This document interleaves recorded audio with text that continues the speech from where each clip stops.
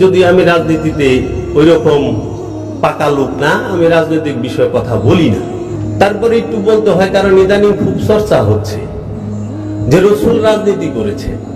আমি সারা কোরআনে একটা আয়াতও পাই না যে রসুলকে আল্লাহ রাজনীতি করার জন্য পাঠিয়েছে। যদি কেউ আমাকে ধরায় দেয় আমি উপকৃত হব, শিখে নেব। আমি কোরআনের শুরু থেকে শেষ পর্যন্ত বাংলা অর্থ সহ কোরআনটা পাঠ করেছি, কিন্তু আমি কোরআনে এইটা পাইছি যে রসুল কেন আসছে, রসুলের আগমন কেন হয়, নবীর আগমন কেন হয়। রসুল পাঠাইছে আল্লাহ, যে আল্লাহর আয়াত তিলাওয়াত করে শোনাবে রসুল মানুষদেরকে, মানুষের নফসকে পবিত্র করবে, আত্মশুদ্ধি করে দেবে মানুষকে, এবং কেতাবের শিক্ষা দেবে, এবং হিকমত দান করবে, উইজডম প্রজ্ঞার জ্ঞান দান করবে, এবং পবিত্র বস্তুকে হালাল করে দিবে, অপবিত্র বস্তুকে হারাম করে দিবে। এই 6টা কাজ নির্দিষ্ট করে দেওয়া হয়েছে রসুলের জন্য, কোরআনুল মাজিদে বলতেছে। আর নবী কেন আসছে দেখেন, রসুল আর নবী দুই রূপে। নবী আসছে, আল্লাহ বলতেছে ইয়া আইয়ুহান নাবিয়্যু ইন্না আরসালনাকা শাহিদাও ওয়া মুবাশশিরাও ওয়া নাযীরা ওয়া দাঈয়ান ইলাল্লাহি বিইজনিহি ওয়া সিরাজাম মুনীরা। হে আমার নবী, আমি আপনাকে প্রেরণ করেছি। ইন্না আরসালনা, নিশ্চয়ই আমরা আপনাকে প্রেরণ করেছি, শাহিদা সাক্ষীদাতা হিসাবে, মুবাশশিরা সুসংবাদদাতা, ওয়া নাযীরা সতর্ককারী, ওয়া দাঈয়ান ইলাল্লাহ আল্লাহর দিকে দাওয়াত দেনেওয়ালা। এই 4টা কাজ হইল নবী। এই হলো নবী আর রসুলের কাজ। এখন আপনি খেয়াল করেন, এই ওই দিকে আর এই দিকে প্রত্যেকটাই ভেতরগত বিষয়। তাই মানুষের মধ্যে ভেদ আসবে। অভেদ কিভাবে হবে? যখন অসাম্প্রদায়িকতা শিক্ষা থাকবে, মানুষ ধর্মীয় সম্প্রীতি বজায় রাখবে, এবং মানুষ কি করবে? সে ধর্ম নিরপেক্ষ থাকবে। মানুষ কি করবে? সে সার্বজনীনতায় বিশ্বাস করবে, কারণ আল্লাহ রাব্বুল আলামিন তিনি সার্বজনীন, আল্লাহর রাসূল রাহমাতাল লিল আলামিন তিনিও সার্বজনীন।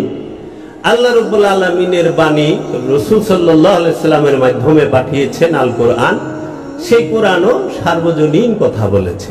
সার্বজনীন মনোভাব যখন না আসবে, এই ইসলামে অভেদ ভাব প্রতিষ্ঠিত হবে না। এখন সবাই রসুলের শাসনামলকে বলে তারা শাসন করতে চায়। যদি বলি ভাই, মক্কা বিজয়ের পূর্বে মদিনার এই মসনদ রাজত্ব এটা সৃষ্টি হওয়ার আগে রসুলের কর্মগুলো যে শাসন করতে চান সে আগে করেন, সেইটা কেউ করতে চায় না। রসুল 15 বছর 1 মাস 19 দিন মুরাকাবা মুশাহেদা করছে জাবালে নূর পর্বতে। 15 বছর 1 মাস 19 দিন যে মুরাকাবা মুশাহেদা দায়মি সালাত শিক্ষা দিয়েছে মানব জাতিকে, তার উম্মতে মুহাম্মদীকে, সেই শিক্ষাটা কোন শাসক নিতে চায় না, ক্ষমতায় বসতে চায়। রসুল আল্লাহর নবী রূপে যতকাল মক্কায় ছিলেন, ইহুদিদের আমানত সে হেফাজতে রাখছে, কাফেরদের আমানতও সে রাখছে। তার জন্য তাকে আল আমিন বলা হয়েছে। প্রতিবেশীর সাথে সুসম্পর্ক রেখেছে, এবং মানুষে মানুষে যে উঁচু নিচু ভেদাভেদ সেটা তিনি দূর করেছেন। এখন আমরা আনুষ্ঠানিকতায় রাখছি সবাই সমান। এটা কোথায়? শুধু মসজিদে। মসজিদের মধ্যে গেলে আমির, ধনী মানে প্রেসিডেন্ট, মন্ত্রী, মিনিস্টার আর চৌকিদার সবাই এক কাতারে আমরা নামাজে দাঁড়াই। কিন্তু মসজিদ থেকে বাইরে খাবার টেবিলে যান, আরে দারওয়ান আর চৌকিদারের তো ওই এলাকায় থাকারই পারমিশন থাকে না। রাজার আমলেও তাই ছিল। আমাদের যে ঐক্যটা সেটা হইলো মসজিদের ভিতরে কাতারের মধ্যেই, কিন্তু আমাদের ঐক্যটা কিন্তু খাবার টেবিলে নাই, কর্মক্ষেত্রে নাই।